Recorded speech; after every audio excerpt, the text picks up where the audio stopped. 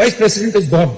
अब लापता लेडीज का तो मुझे पता था, लापता उपराष्ट्रपति का ये तो पहली बार सुना। But there's a story behind it. Bharat के उपराष्ट्रपति चुनाव को लेकर इस बार राजनीति बेहद दिलचस्प मोड़ पर खड़ी है। एक तरफ विपक्ष बीजेपी पर हमला बोल रहा है। राहुल गांधी से लेकर कपिल सिब्बल तक पूर्व उपराष्ट्रपति जगदीप धनखड़ के गायब हो जाने पर तंज कस रहे हैं और बीजेपी को लगातार घेरने की कोशिश कर रहे हैं। वहीं बीजेपी ने अपने उम्मीदवार सीपी राधाकृष्णन के नाम से न सिर्फ जीत लगभग पक्की कर ली है, बल्कि एक ही चाल में 3 बड़े राजनीतिक मकसद भी साध लिए हैं, जिसमें आरएसएस को भी खुश कर दिया है। इसके साथ ही उपराष्ट्रपति चुनाव का मुकाबला दिलचस्प इसलिए भी है क्योंकि दोनों ही उम्मीदवार दक्षिण भारत से आते हैं और इसी वजह से ये चुनाव जीत हार से कई ज्यादा राजनीतिक संदेश की जंग बन गया है। अब पहले बात करते हैं राहुल गांधी और विपक्ष के बीजेपी पर हमलों की।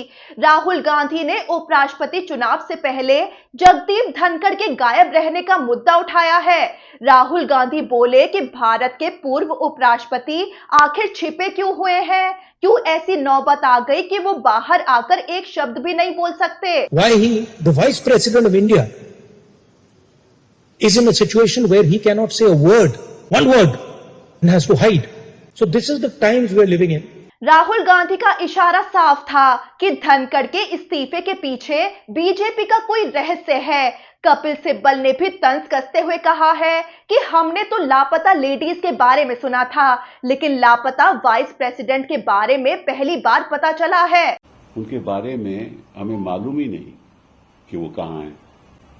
अब लापता लेडीज का तो मुझे पता था, जब लापता उपराष्ट्रपति का ये तो पहली बार सुना।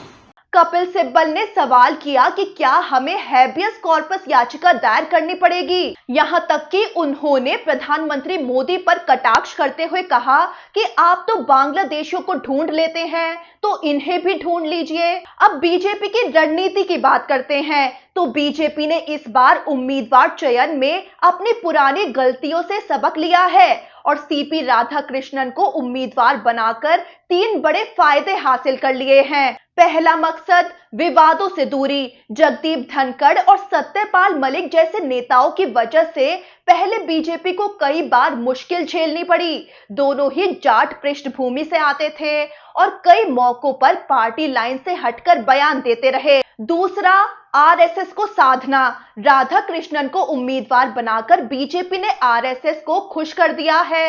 ये संदेश दिया है कि पार्टी आरएसएस की जड़ों से आने वाले नेताओं को महत्व दे रही है। और तीसरा, साउथ मिशन। राधाकृष्णन तमिलनाडु से आते हैं, जहां अगले साल विधानसभा चुनाव होने वाले हैं।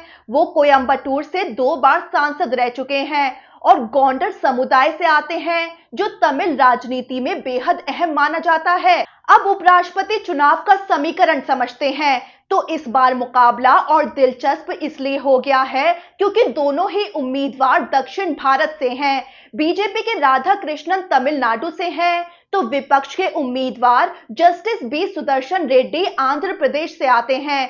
यानी ये चुनाव केवल राजनीतिक नहीं बल्कि क्षेत्रीय प्रतिनिधित्व के लिहाज से भी अहम हो गया है। अब संख्याओं का खेल समझें तो कुल 782 सांसद वोट डालने के लिए पात्र हैं। जीत के लिए कम से कम 392 वोट चाहिए। एनडीए के पास लगभग 426 सांसदों का समर्थन है।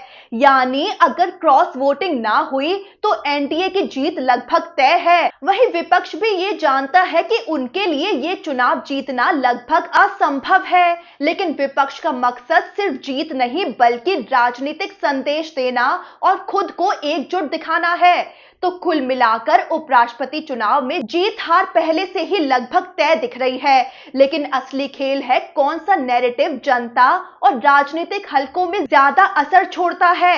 क्या विपक्ष के लापता वाइस प्रेसिडेंट वाले सवाल बीजेपी की मुसीबत बढ़ाएंगे या फिर बीजेपी का साउथ मिशन और आरएसएस को खुश करने वाली चाल ज्यादा कामयाब रहेगी।